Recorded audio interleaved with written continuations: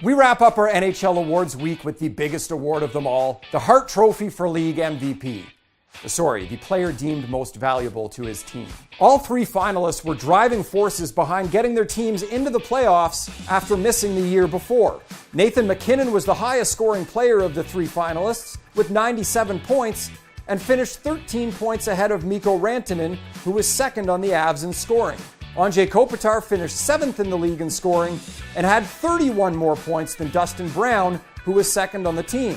And Taylor Hall, who was 6th in the league in scoring, had 41 more points than Nico Hischier, who finished second on the Devils in scoring. That's the argument for Hall, and I think the strongest argument of them all. Hall scored 41 more points than anyone on his team, playing mostly with 19-year-olds, Hischier and Jesper Bratt, who combined didn't have as many points as Hall. MacKinnon helped turn one of the worst teams in NHL history into a playoff team and created a ton of quality offense. MacKinnon was second to Connor McDavid, creating scoring chances off the rush, and plays down the middle, which some will say gives him an advantage over Hall. But he also played with Mikko Rantanen and Gabe Landeskog. Side note, if you didn't know, Gabe has an Instagram account now, and you should definitely follow it. Lots of dabbing and parkour, pretty much his two favorite things. Kopitar is probably a third choice by many, but he has a compelling case. 90-plus points right behind Hall, and he was one of the most impactful defensive forwards in the league. He's the only Hart finalist who kills penalties, and he was a huge part of the Kings' NHL best penalty kill.